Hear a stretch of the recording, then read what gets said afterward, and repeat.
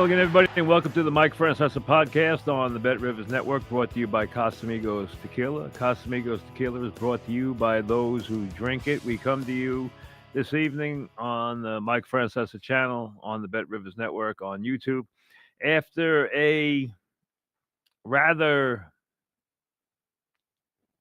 lackluster Yankee win. Wasn't a well-played game, but they are. Let's take the positive things first. The Yankees are up 2-0. They're in a commanding position. Check. Judge hit a home run, which will quiet the critics and maybe allow him to just go about his business. Check. But other than that, Cleveland played so poorly. They didn't pitch the way they hoped to pitch. They didn't until Ramirez, hit a changeup into the lower deck, which could have some ramifications down the road. That's how Cleveland's going to play that. I would do the same thing if I were Cleveland. They needed to get Ramirez started, also, to solve Weaver. So I think that's something they'll try to carry into Game 3.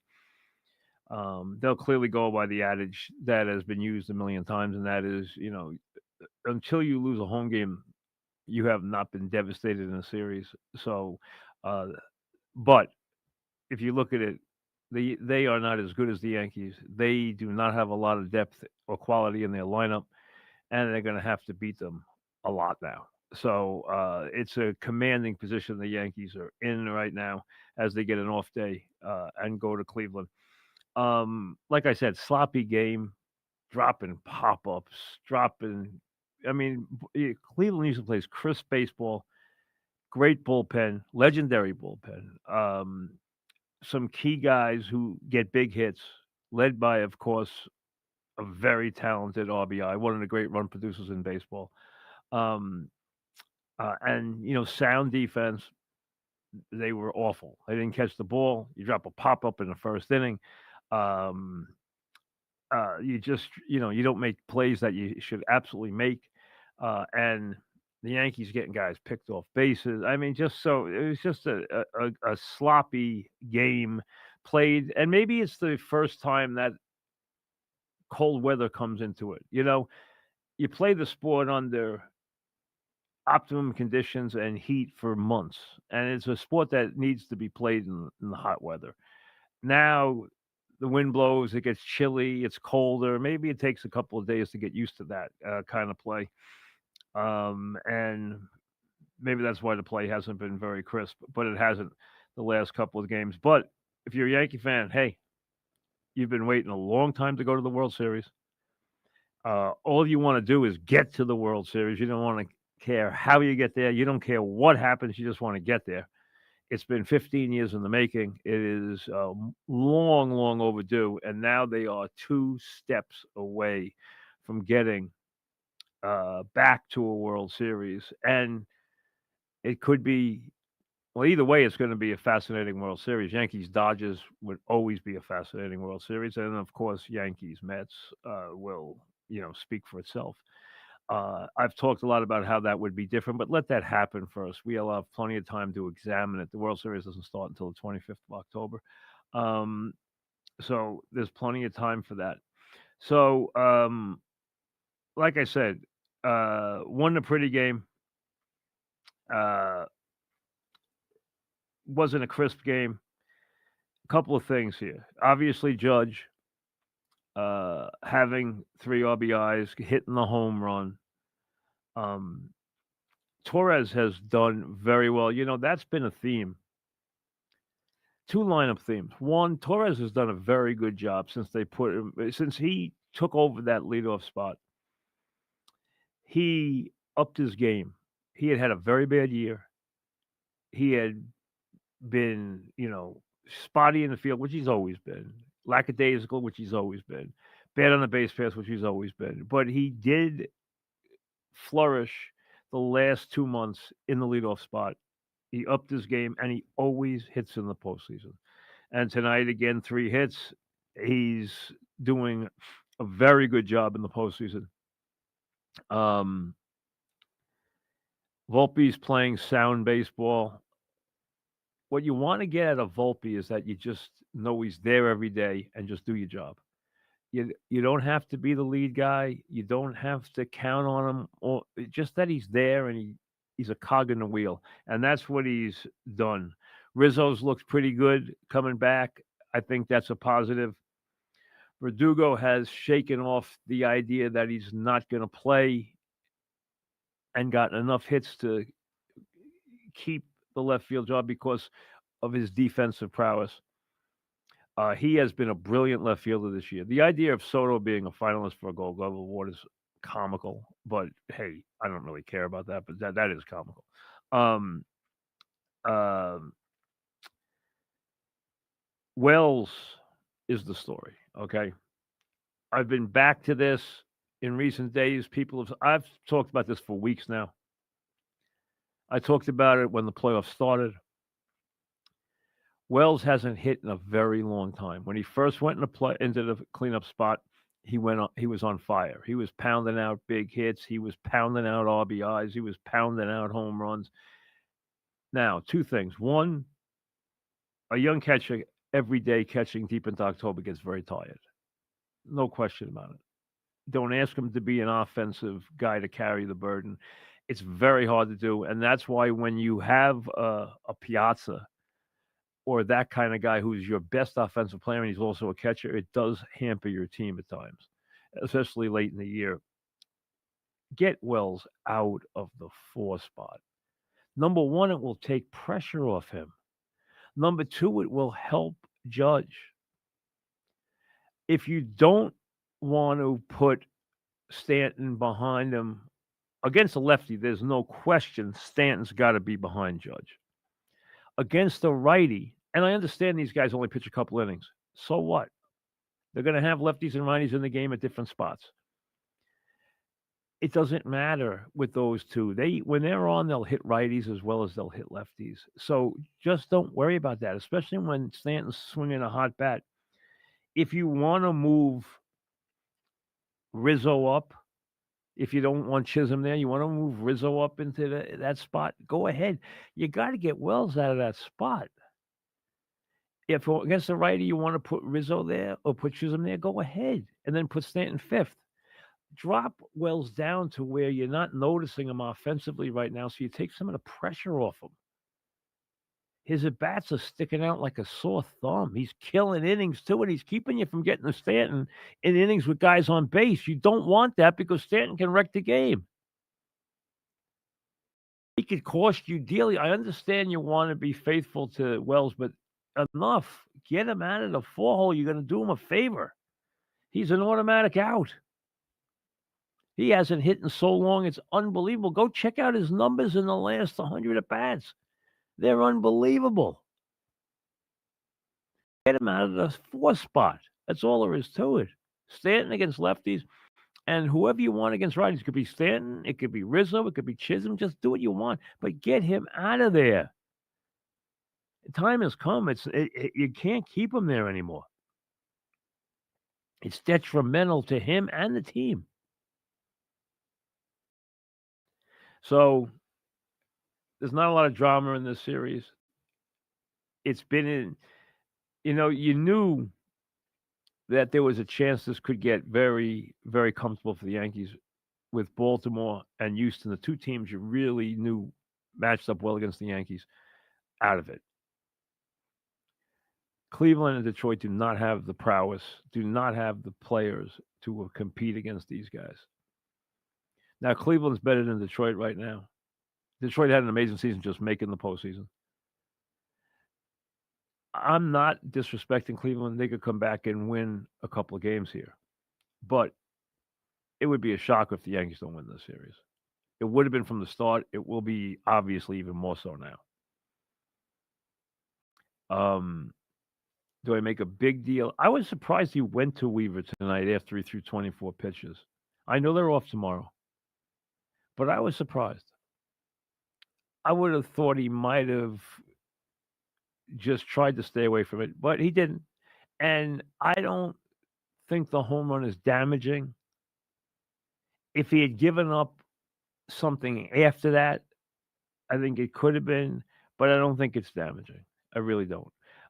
It's probably better for Ramirez's psyche than anything else. I think it took a little pressure because he's struggled so badly. I think it's helped him just like it helped Judge just to finally have people stop talking about their slumps. And Ramirez has been in the same boat as Judge, although obviously Judge is more prominent.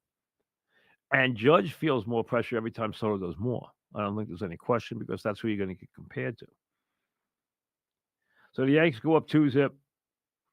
Um, they continue to get performances from guys like Holmes and different guys like Torres. Stanton had an 0 for night tonight, but that's fine. And the Yankees are 2-zip as they get a off day, and they will play in Cleveland uh, on Thursday at 5 o'clock. Mets will play at 8 o'clock. Now, Mets are in action tomorrow at 8 o'clock. Buehler against Severino. If you're interested in all that stuff, the Mets have announced who's going to throw out the first pitch and everything else and what uniforms they're going to wear. So they're really playing this up big, but that's fine. You know what? They deserve that. And they have a very, very good chance to win this series. They have an excellent chance to win this series. I think it's going to be a highly combative series. I think it's going to be a series where the games are not over in the 7th, 8th, and 9th inning, and either team can come back on the other one. I think there's going to be a lot of twists and turns in this series, and I think it's going to be a long series. But I think the Mets have at least a 50-50 chance to beat the Dodgers, and I think they have a very solid chance to win the World Series. I mean, they have, I think, at least a 50-50 chance to win the World Series. They got to get there first. They have a harder opponent than the Yankees do. Now, I want to get to a couple football things before we call it a night. Number one, we talked about Adams already. I did a podcast on that. If you're a Jet fan, maybe that makes you happy that they're not, packing it in. Well, they're not going to pack it in at 2-4. Nobody packs it in at 2-4. Right? The Amari Cooper trade was a tremendous trade for the Bills. Absolutely. When you take into account his salary, what his impact will be, he's a perfect receiver for that team. He has been lost in Cleveland where things have gotten toxic with Deshaun Watson. He has wanted out of there for a while. I think it's an absolutely sensational move by the Bills, and I think it will pay enormous dividends for them. I think it was a total home run. Earlier today, I mentioned, because the Jets play Pittsburgh, that you watch, there's going to be some rumblings, and Russell Wilson's going to cause his, well, now you know already the stun of it, that despite what's going on in Pittsburgh so far, Russell Wilson is getting ready to make his debut. So you have controversy. Now, you have the right coach there to handle any kind of controversy. He will not let anything fester there. But I think there is a problem there that has just been created that is going to be very hard to avoid day in, day out. And I can tell you this, from a Jets standpoint, at current play and where they stand right now, Russell Wilson is a much easier quarterback for the Jets to defend than Fields is. Russell Wilson's not going to pose the problems that. Now, is he going to be better downfield with the passing game? Yes. But he's going to also be predictable and easy to find. So, to me, he would be an easier guy to defend than Fields will be. So, that whole thing's going to be fascinating to watch. And then, I don't know if anyone paid much attention to it today, but after a very lengthy time of discussion, Tom Brady's ownership and This is not a little issue. Tom Brady's ownership of the Raiders has been approved. So Tom Brady has now what he says will be a stake in this team that I'm sure he will try to make bigger in the years to come. And his role will increase there, I think, in the years to come. But he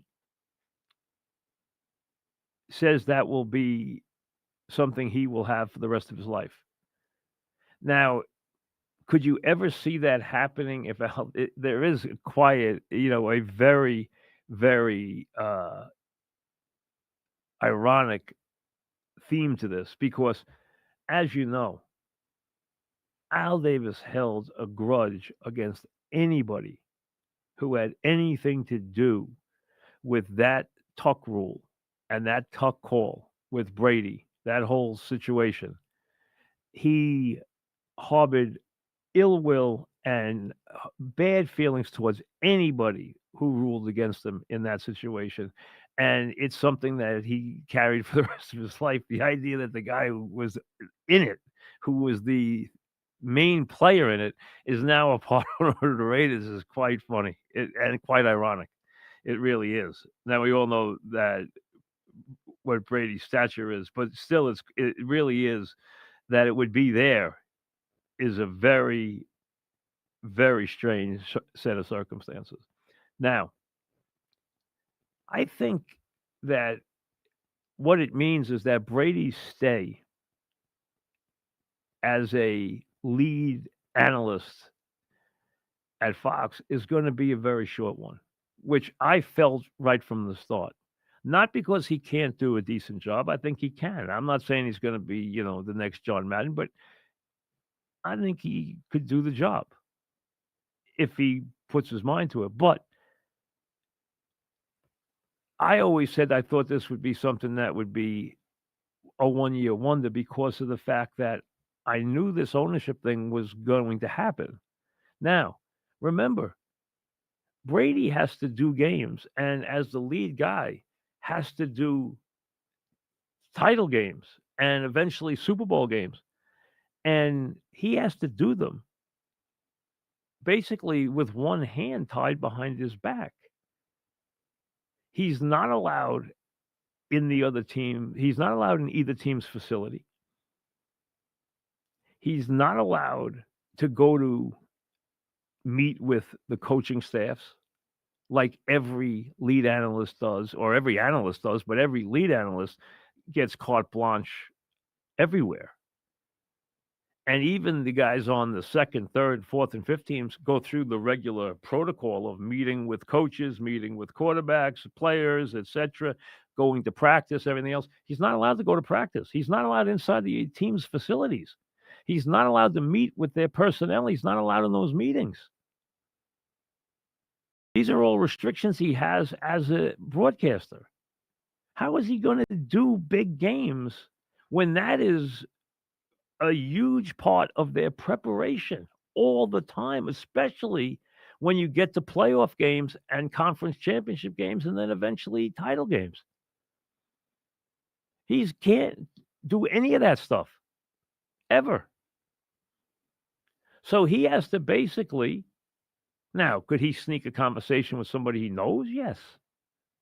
But the bottom line is he doesn't have the ability to go to practice. He doesn't have, and as a matter of fact, the Dallas Cowboys said we welcome Brady into our meetings so that he understands and can tell the audience what we're planning. We understand that's part of this business, and we want him to be well versed. And they said no, he's not allowed in there because he is an owner. So he is not allowed inside your facility. He is not allowed to meet with your coaches, your players, go to meetings, or have any of that information. So to me, this can't work over a period of time because you're asking him to be so limited in his approach. How do you expect him, or how can he be judged against the other people in the field when he cannot do any of the preparation that they do? And this is a guy whose whole career is based on preparation. So can he watch game film that's available to everybody? Yes. Will he understand more of it than the average guy or even the average player or ex-analyst? Yes, because he's Tom Brady. Will he put a lot of work into it? Yes, but remember, they let you in on things. They trust you in those games. They let you go. I mean, I can tell you there were times, and I'm not going to give any of, but I know when announcers were in there and knew exactly what was going to be run, knew what plays were going to be run. They were being treated with an honor code that, hey, you're not going to do anything with this stuff before the game. And they never would, because that's what part of that business is. As a broadcaster and as a lead analyst, and a lot of times it's either an ex-coach or an ex-star player, you understand that that's part. They're helping you prepare for your job to present it to the country. They want the game presented properly to the country, and they understand that there's a code that goes on here. And I've seen that. I've been in some of those meetings, and I've seen how, I know exactly how it all works. And the bottom line is there's a tremendous amount of information that is exchanged. Now, sometimes some teams get real uptight about that stuff and don't give announcers that, but that kind of paranoia has kind of gone by the way in the new generation. It's kind of gone by the wayside. In the old days, it used to be true, not so much anymore. But he isn't allowed to have any of that. And to me, I just don't see how he can do both jobs. I think he'd either have to make a commitment to the broadcasting world or make a commitment to being an NFL owner. And I think he wants to be an NFL owner. So they are not lifting those restrictions under any circumstances. So I don't see how this is a long-term thing. Either that or you're going to have to put another guy in there with Brady during the playoffs and the postseason who has access to all that stuff, because Brady doesn't, which will limit his growth in that industry if he ever wants to be the best. And evidently Tom always wants to be the best at everything he does, which I completely respect. I think that's what makes him Tom Brady. I have great respect for that, but it can't happen in this circumstance. So it will be very interesting. I'll get into Giant injuries tomorrow because I'm still waiting for some information. There's been a lot of information yet, but some of it's a little sketchy on Giant players, and I think you know who we're talking about.